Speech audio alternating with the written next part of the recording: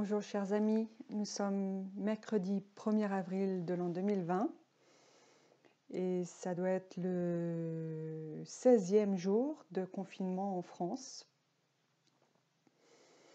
Et c'est pour ça que nous faisons ces petites vidéos pour être en lien avec vous et vous dire concrètement qu'on est là aussi pour vous d'une autre manière.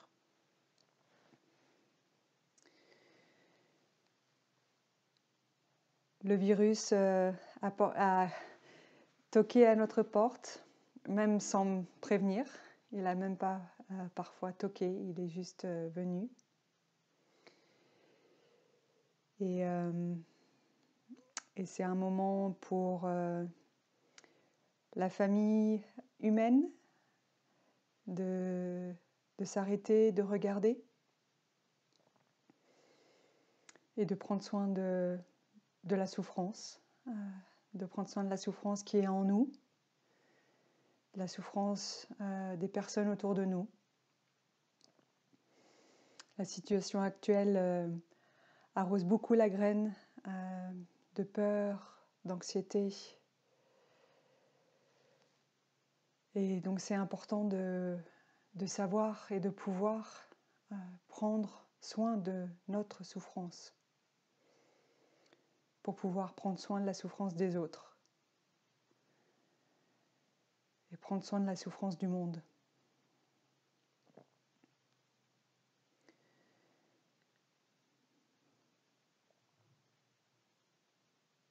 Et dans cette souffrance, il y a aussi la souffrance de la terre.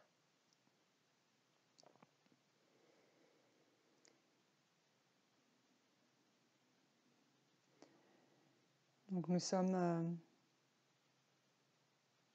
les conditions nous font que nous sommes à la maison et que nos mouvements sont limités, que notre liberté de se mouvoir comme on veut, aller où on veut, quand on veut, est atteinte par les conditions sanitaires et parce que nous voulons nous protéger, protéger nos bien-aimés et protéger toutes les autres personnes. C'est pour ça qu'on reste à la maison si on le peut. Il y a aussi évidemment une incidence économique.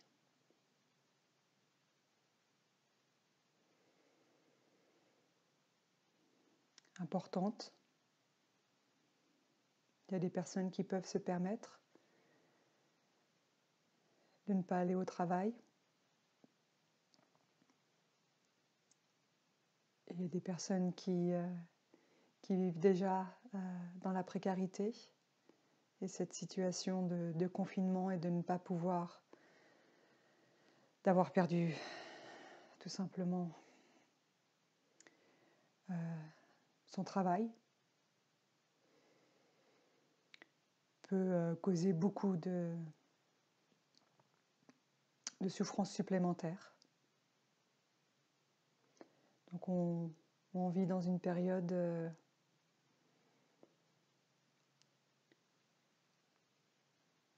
qui bouscule encore plus que d'habitude. Et qu'est-ce qu'on va retenir de cette période ?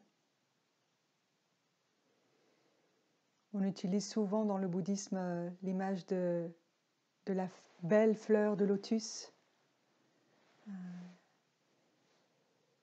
La fleur de lotus symbolise la compassion, la beauté, la bonté, la fraîcheur, la paix.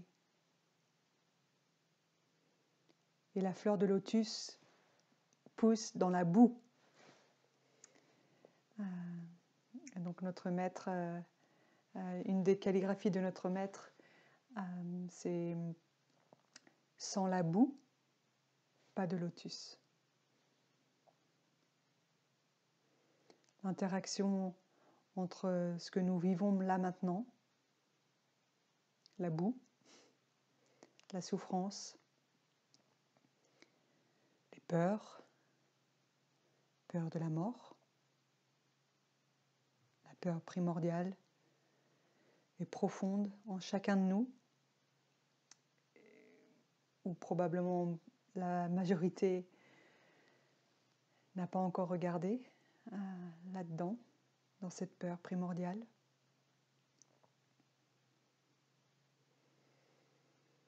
De ne plus pouvoir être libre, hein, entre guillemets, de faire ce qu'on veut, de consommer ce qu'on veut, d'aller où on veut. Alors est-ce que cette période difficile va déboucher sur quelque chose de nouveau dans nos modes de vie? Est-ce que le Covid-19 va nous permettre de réaliser que nous nous sommes un peu perdus?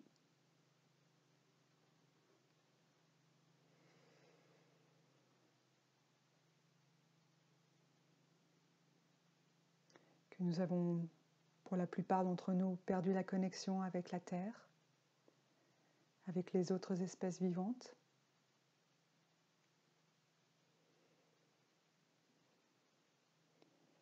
Et parfois même avec nos bien-aimés, notre famille.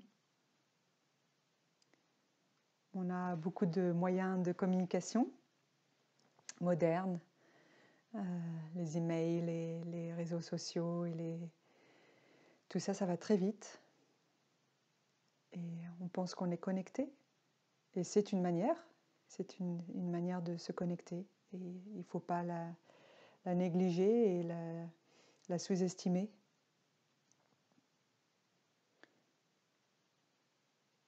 Et là, le Covid-19 nous met à l'épreuve.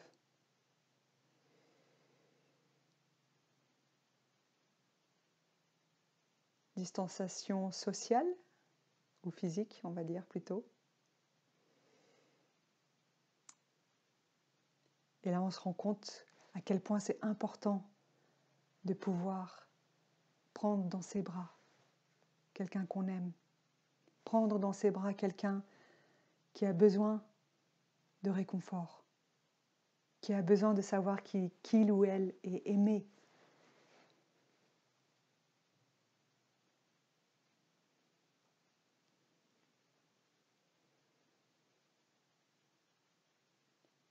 Est-ce que vous avez dit à votre famille, aux membres de votre famille, à vos amis que vous les aimez? C'est une invitation concrète, peut-être pour ce 1er avril. C'est pas un poisson.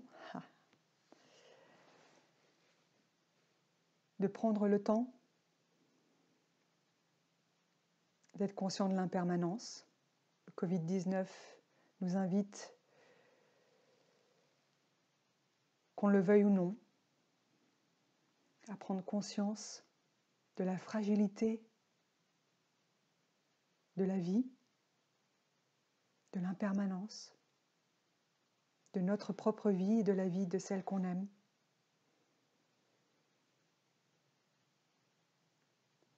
Alors, là, maintenant, après l'enseignement, après le partage, vous pouvez appeler, vous pouvez envoyer un texto, un message plein d'amour.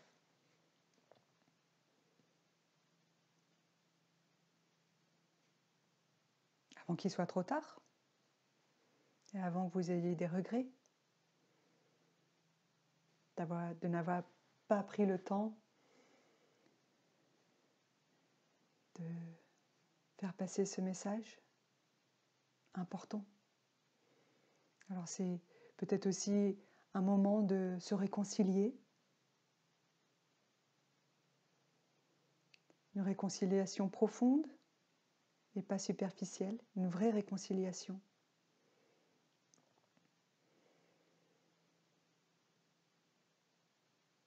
Et ça passe évidemment par soi, d'abord.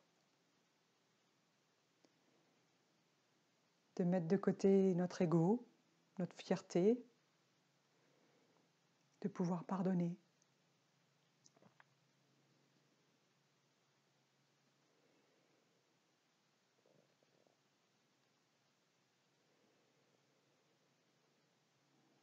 Qu'est-ce qui nous empêche de faire tout ça?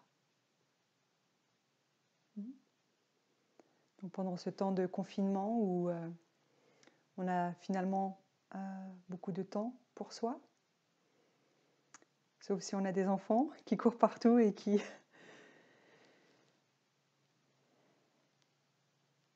demandent qu'on s'occupe d'eux. Ça, ce sera un autre sujet pour un autre partage. Prendre soin des enfants pendant ce temps de confinement. Il y a des super idées qui passent sur les réseaux sociaux, des belles choses qui se font. Et on peut voir aussi au niveau des belles choses à quel point on peut trouver des moyens habiles pour rester en connexion les uns avec les autres. Alors évidemment, il y a le moyen d'Internet, mais on a vu avec les réseaux sociaux justement les vidéos en Italie et maintenant en France et j'imagine dans d'autres pays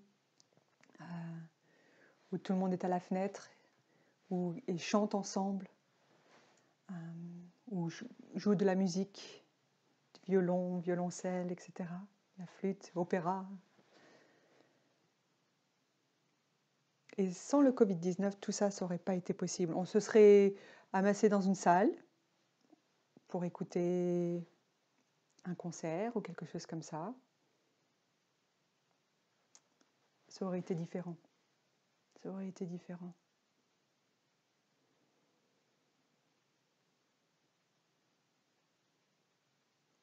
Là, on touche vraiment notre côté vulnérable et fragile.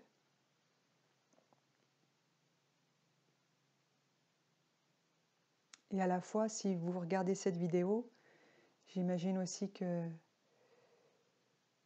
vous avez beaucoup de conditions de bonheur, déjà là. Prenons quelques exemples que je vous invite à mettre en pratique dès maintenant.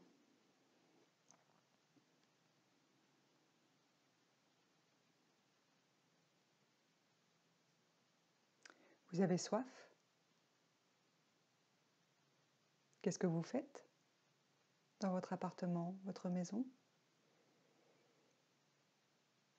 Vous avez besoin une bonne tasse de thé chaude ou un bon café le matin. Vous tournez le robinet et il y a de l'eau potable qui coule. Tout le monde n'a pas cette chance.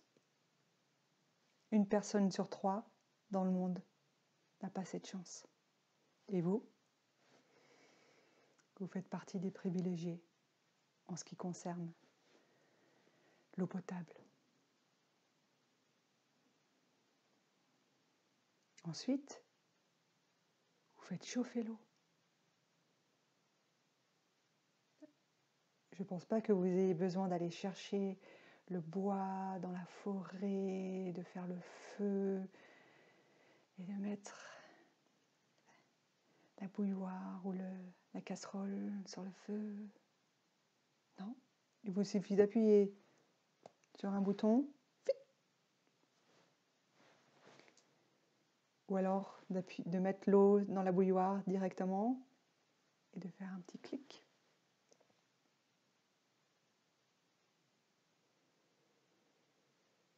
Ensuite, vous avez du café, vous avez du thé,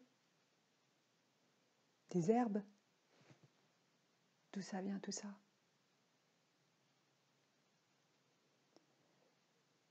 Notre maître nous invite à boire notre thé comme si c'était la chose la plus précieuse comme si cet instant était l'instant le plus précieux, le plus important. Est-ce que vous pouvez faire ça? De vous arrêter, d'être en pleine conscience. À partir du moment où vous préparez votre boisson, pendant que vous buvez votre boisson, et lorsque vous avez fini votre boisson, de prendre le temps de cultiver le regard profond et de voir que là-dedans, il y a déjà beaucoup de conditions de bonheur. Alors ça, c'est un exemple parmi d'autres que vous pouvez appliquer à beaucoup de choses dans votre vie quotidienne, dans ce que vous faites tous les jours, et sans vous rendre compte. Mais si vous mettez en perspective avec des personnes qui n'ont pas autant de conditions, vous voyez déjà que vous, ici, là, il y a déjà beaucoup de conditions de bonheur. Ça ne veut pas dire que la souffrance n'est pas là. Mais si on regarde que la souffrance, on risque de se noyer dans la souffrance.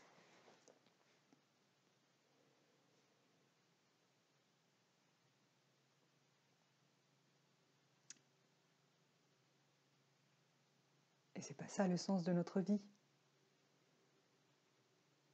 Quand on est en contact profond avec la vie, on a des étincelles plein les yeux. On a la joie. On a l'amour.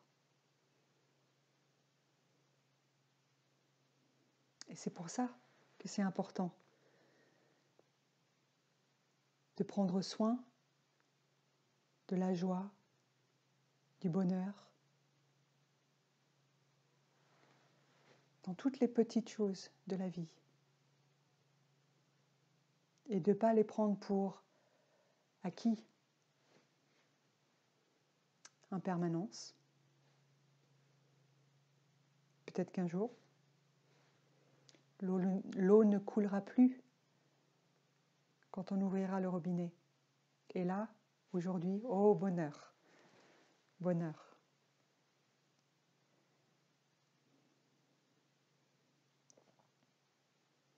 Alors, l'impermanence, ça ne veut pas dire qu'il faut s'inquiéter de tout, mais c'est de voir à quel point on a de la chance aujourd'hui et de profiter de ce qu'on a aujourd'hui, avant qu'il soit trop tard.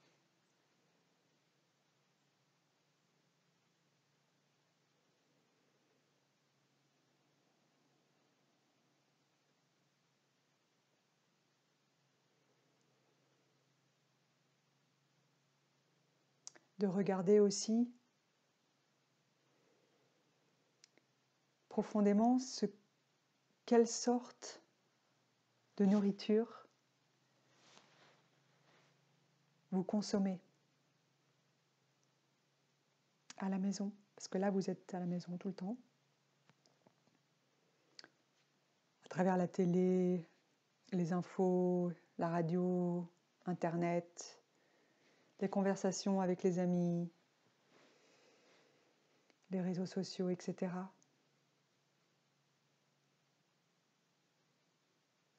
Et là c'est vraiment important de prendre soin et de vous protéger.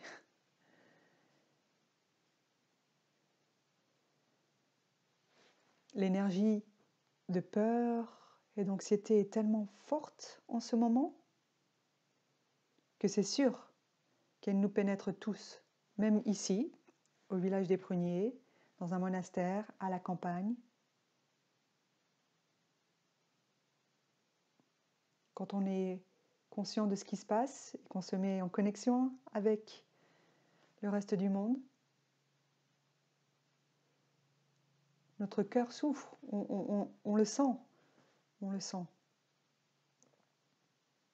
On a aussi notre famille à l'extérieur, avec qui on est en contact. Donc même si nous avons de la chance de ne pas être enfermés dans un appartement, comme beaucoup d'entre vous. Nous sommes quand même en contact avec ce que le monde est en train de vivre. Et c'est pour ça que c'est important pour nous de pouvoir offrir des partages comme celui-là.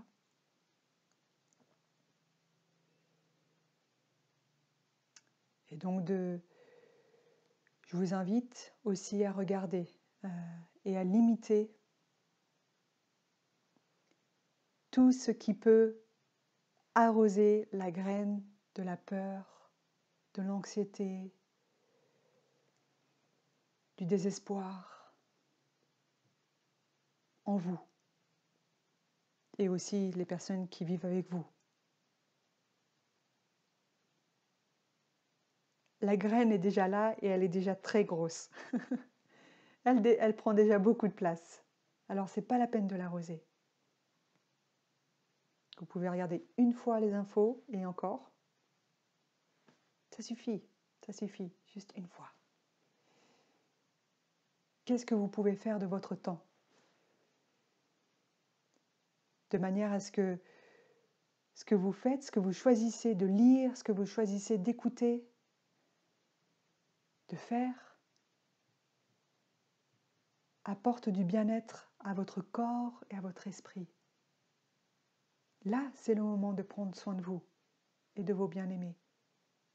Alors, il faut trouver des moyens créatifs, ça je vous l'accorde, surtout quand on vit dans un appartement, qu'on n'a pas un jardin ou des choses comme ça.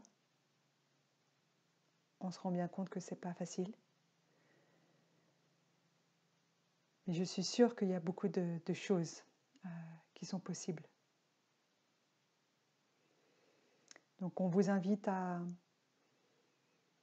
être dans la créativité, de faire attention à ce que vous arrosez en vous. Est-ce que c'est la graine de peur et d'anxiété? Ou est-ce que c'est la légèreté, le regard profond, la connexion avec nos bien-aimés, même s'ils ne sont pas là physiquement? Est-ce qu'on est en paix avec eux? Est-ce qu'on peut faire la paix à l'intérieur de soi et envoyer cette paix? Être en connexion avec la Terre, l'univers. Le Covid-19 fait partie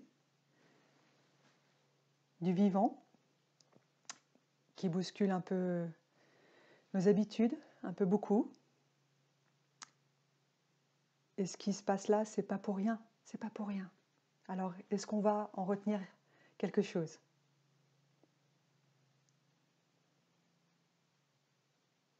Beaucoup de questions.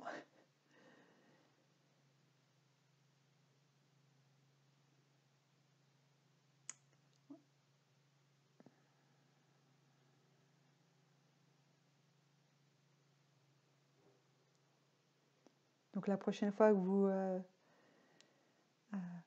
préparez votre tasse de thé ou de café ou n'importe quelle boisson, de préférence pas de l'alcool,